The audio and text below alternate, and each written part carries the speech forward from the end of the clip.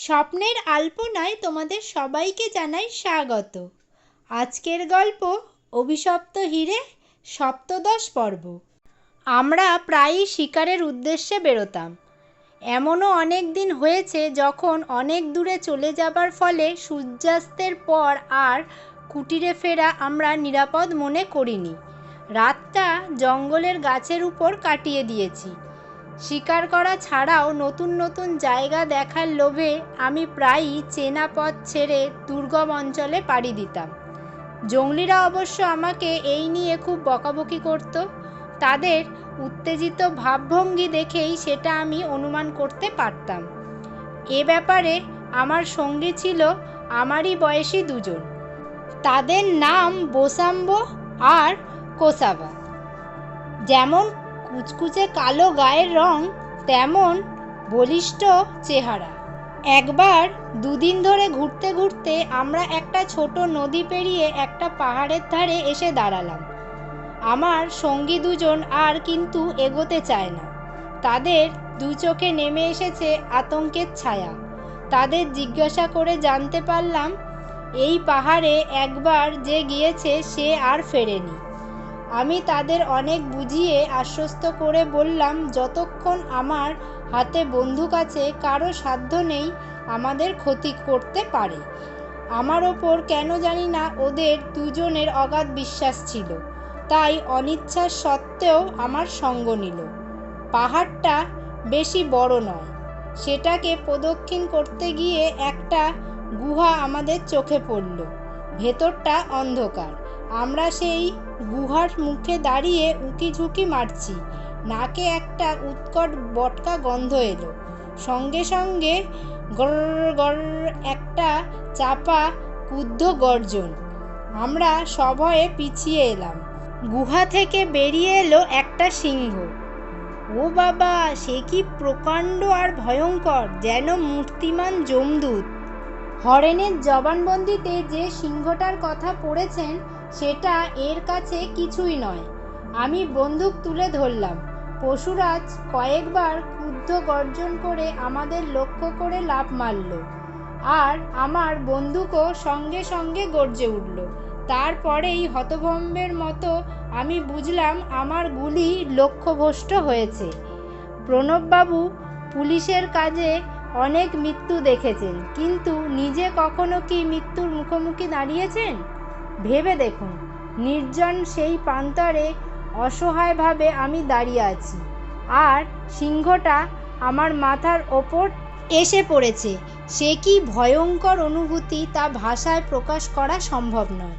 ঠিক সেই মুহূর্তে কোসাম্বার একটা বলিষ্ঠ হাত হ্যাঁচকা টানে আমাকে সরিয়ে দিল, আর বোসাম্বর বর্ষা বিদ্যুৎ গতিতে সিংহের কানের পাশ দিয়ে মাথায় বিঁধে গেল।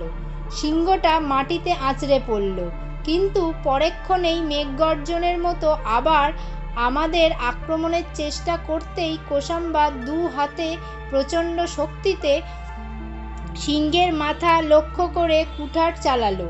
সিংহ ভীষণ জখম হলো। ততক্ষণে আমি নিজেকে সামলে নিয়েছি। বন্দুক তুলে সিংহের দু চোখের মাঝখানে লক্ষ্য করে গুলি ছুঁড়লাম। এইবার আর লক্ষ্যভ্রষ্ট হলাম না। সিংহ মাটিতে লুটিয়ে পড়ল আর উঠল না। এই ঘটনা লিখতে যত সময় লেগেছে আশা করি বুঝতে পারছেন আসল ব্যাপারটা তার চেয়ে অনেক কম সময়ের মধ্যে ঘটেছিল। বিশেষ করে সিংহের লাফ মারা, আমার গুলিটির ফসকে যাওয়া, আর কোসাম্বার টান মেরে আমাকে সরিয়ে নেবার মধ্যে যে চুলচেরা সময়ের ব্যবধান ছিল তা কল্পনাও করতে আপনার কষ্ট হবে। সাক্ষাৎ মৃত্যুর হাত থেকে রক্ষা পেয়ে তখন আমাদের সে কি আনন্দ হয়েছিল তা হয়তো আপনাকে লিখে বোঝাতে পারবো না। জঙ্গলিরা যে কেন ওই পাহাড়ের ধারে কাছে আসতে ভয় পেত তা আমরা বুঝতে পারলাম। সন্ধ্যা হয়ে এসেছিল। আশেপাশে এমন কোনো বড় গাছ নেই যার মাথায় চড়ে রাতটা কাটাই। আমরা ঠিক করলাম রাতটা কোনো মতে সিংহের গুহাতেই কাটিয়ে দেব। আমার কাছে একটা টর্চ ছিল, সেটা জেলে গুহার ভেতরে ঢুকলাম। প্রথমেই আমাদের চোখে পড়ল চারপাশে ছড়ানো অসংখ্য হাড়গোড়ের উপর। এক পাশে একটা জেব্রার অর্ধভুক্ত মৃতদেহ পড়েছিল। গুহাটা সুড়ঙ্গের মতো অনেকটা চলে গেছে। খানিকটা এগোতেই চোখে পড়ল গুহার পাথরের দেওয়ালে গা বেয়ে অবিরাম জলের ধারা নেমে একটা নালার সৃষ্টি করেছে। চারিদিকে ছড়ানো অসংখ্য উপলখণ্ড আর ঘন শ্যাওলা। নালার ধার ঘেঁষে সন্তর্পণে এগোতেই আমরা থমকে দাঁড়ালাম। ওদিকে গুহার ছাদে বড় বড় ফোকর, আর সেই ফোকর দিয়ে সূর্যের শেষ সূর্যরশ্মি এসে পড়েছে ভিতরে। পাথরের দেয়ালের গায়ে প্রতিফলিত হচ্ছে সেই স্বর্ণরশ্মি, আর সেই রশ্মিতে ঝকঝক করছে সোনা। গুহার ওইখানটা বেশ চওড়া, দেওয়ালের কোথাও মসৃণ, আবার কোথাও এবড়ো খেবড়ো। সেই দেয়ালের গায়ে লম্বা ও চওড়া ফিতের মতো গাঁথা রয়েছে সোনার স্তর। আমি জিওলজিস্ট নই, তবু চিনতে আমার ভুল হলো না। আমি বুঝতে পারলাম দৈবাৎ একটা স্বর্ণখনি আমরা আবিষ্কার করেছি। আমার মনে হলো আমার পরম বন্ধুরা আমার সঙ্গে যে প্রবঞ্চনা করেছে তা পুষিয়ে দেবার জন্যই ভগবান আমার সামনে মেলে ধরেছেন এই স্বর্ণভাণ্ডার। কোষাম্বা ও বোসাম্বর দিকে তাকিয়ে দেখলাম ওদের দৃষ্টিও সোনার পাতের স্তরের উপর স্থির হয়ে আছে। সেই দৃষ্টিতে লোভের ছায়া নেই, আছে মুগ্ধ ভাব। ওরা আমার দিকে তাকিয়ে হাসল। গুহার মুখে সারাটা রাত আমরা জেগে কাটিয়ে দিলাম। অন্য কোনো হিংস্র পশু যদি গুহায় এসে ঢোকে, এই সম্ভাবনা উড়িয়ে দিতে পারিনি। অবশ্য আমরা অহেতুক ভয় করেছিলাম। যে গুহায় পশুরাজের বাস, তার ধারে কাছে কোনো পশু ঘেঁষবে না, এটা আমাদের বোঝা উচিত ছিল। তবে কোষাবা এবং বোসাম্বর মনে ভয় ছিল। সিংহ যখন ওই গুহায় আশ্রয় নিয়েছে, সিংহিনী হয়তো ধারে কাছেই আছে কিংবা শিকারে বেরিয়েছে। সিংহ নাকি একা থাকে না। যেমন করেই হোক ওদের আশঙ্কা সত্যি পরিণত হয়নি। হয়তো বা সিংহিনী আস্তানা ছেড়ে চলে গেছে কিংবা সম্প্রতি তার মৃত্যু ঘটেছে। রাত পোহালো। আমার নির্দেশে কোষাবা এবং বোসাম্ব খুব সন্তর্পণে কুঠারের আঘাতে পাথুরে দেয়াল থেকে বেশ কিছুটা সোনার পাত উদ্ধার করলো। আমি ওদের বলে দিলাম ফিরে গিয়ে আমাদের এই আবিষ্কারের কথা কাউকে না বলতে।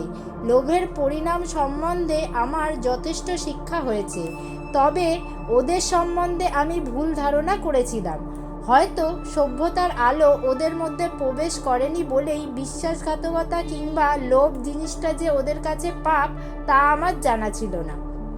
আমার প্রাণদাতা সাহেব যাবার আগে আমার জন্য কিছু টাকা পয়সা আর তার ঠিকানা রেখে গিয়েছিলেন। আমি তাকে আমাদের আবিষ্কারের কাহিনী খুলে লিখলাম, আর সেই সঙ্গে একটা সোনার বাট উপহার পাঠালাম। এই জন্য আমাকে দূর শহরে যেতে হয়েছিল। সাহেবকে আমি একথাও লিখলাম, যদি তিনি অনুগ্রহ করে বিলেতের কোনো রত্ন ব্যবসার প্রতিষ্ঠানের সঙ্গে আমার যোগাযোগ করিয়ে দেন, তবে আমি বিশেষ বাধিত হব। তার উত্তর পেতে দেরি হলো না। এই অসামান্য আবিষ্কারের জন্য তিনি আমাকে আন্তরিক অভিনন্দন জানিয়েছিলেন। আমি যে সোনার বাট পাঠিয়েছিলাম তার জন্য ধন্যবাদ জানাতেও অবশ্য তার ভুল হয়নি। একথাও তিনি লিখেছেন যে এই ঘটনা থেকে বোঝা যায় সত্যের জয় একদিন না একদিন হবেই। সবচেয়ে বেশি আনন্দ প্রকাশ করলেন তিনি অত বড় ওই সিংহ শিকারে আমাদের কৃতিত্বে। সেই সঙ্গে প্রথম গুলিটা ফসকাবার জন্য আমাকে মৃদু ভর্ৎসনা করতেও তিনি ভোলেননি। চিঠির শেষে লিখেছেন, বার্তা নিয়ে তিনি বিখ্যাত এক রত্ন ব্যবসার প্রতিষ্ঠানের সঙ্গে কথাবার্তা বলেছেন। তারা ওটা যাচাই করে দেখেছে এবং লোভনীয় শর্তে আমার সঙ্গে লেনদেনের প্রস্তুত আছে বলে জানিয়েছে। ওটা যে খাঁটি সোনা সে বিষয়ে দ্বিমত নেই। ওদের সঙ্গে যোগাযোগ করে সাহেবের উপদেশ মতো এক ব্যাংকের মাধ্যমে আমি ব্যবসা শুরু করলাম। এ ব্যাপারে যাতে আমি প্রতারিত না হই সেদিকে সাহেবের তীক্ষ্ণ দৃষ্টি ছিল। তার সাহায্য না পেলে আমাকে প্রচণ্ড অসুবিধার সম্মুখীন হতে হতো। তার প্রভাব ও প্রতিপত্তি দিয়েই তিনি যে কতভাবে আমাকে সাহায্য করেছিলেন তা লিখে শেষ করা যায় না। ব্যাংকের সঙ্গে যোগাযোগও তিনি করিয়ে দিয়েছিলেন। অল্প সময়ের মধ্যে আমি যে কি প্রচুর টাকার মালিক হয়ে উঠলাম তা আপনি কল্পনাও করতে পারবেন না।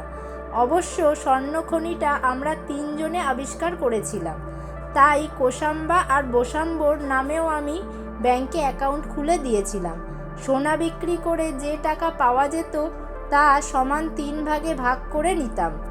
আফ্রিকায় আরও কয়েক বছর কাটিয়ে আমার প্রাণদাতা সাহেবের কাছে আমি চলে এলাম। সাহেবের স্ত্রী কয়েক বছর আগে মারা গেছেন, ছেলে মেয়ে নেই। আমাকে তিনি পুত্র স্নেহে গ্রহণ করলেন। ওপরের ঘটনা থেকে আশা করি বুঝতেই পারছেন আফ্রিকায় আমার জীবন বিচিত্র অভিজ্ঞতার মধ্যে দিয়ে কেটেছে। বিলেতে এসে বসবাস শুরু করলাম, কিন্তু এতদিনের দুশ্চিন্তা, দৈহিক কষ্ট ইত্যাদিতে আমার মাথা ভর্তি কালো কোঁকড়ানো চুলের জায়গায় দেখা দিল মস্ত টাক। আমার গায়ের রং ছিল সত্যিকারের গৌরবর্ণ, কিন্তু যখন আফ্রিকা ছাড়লাম তখন আমার গায়ের রং রোদে পোড়া তামাটে। আগের রং আমি ফিরে পাইনি। আমার চেহারার এই পরিবর্তনে এবং চোখ দুটো কালো কাঁচের চশমায় ঢেকে রাখতাম বলে নরেন আমাকে সন্দেহ করেনি, কিন্তু আমার উপস্থিতি ওর মনে কেমন একটা অস্বস্তির সৃষ্টি করত তা আমি বুঝতে পারতাম। আজকের গল্পের অংশ তাহলে এই পর্যন্তই। গল্পটা তোমাদের কেমন লাগলো সেটা কমেন্টে লিখে জানাতে তোমরা একদমই ভুলো না। পারলে লাইক আর শেয়ার করে দিও। আর যারা নতুন বন্ধু, প্রত্যেক দিনের মতো আজকেও বলে রাখছি, যারা এখনও সাবস্ক্রাইব করোনি তারা আমার চ্যানেলটাকে সাবস্ক্রাইব করে রাখো, যাতে পরবর্তীতে দেওয়া ভিডিওগুলো তোমরা মিস না করে যাও। দেখা হচ্ছে পরের পর্ব বা শেষ পর্ব নিয়ে। ততক্ষণ পর্যন্ত তোমরা সবাই ভালো থাকো এবং সুস্থ থাকো।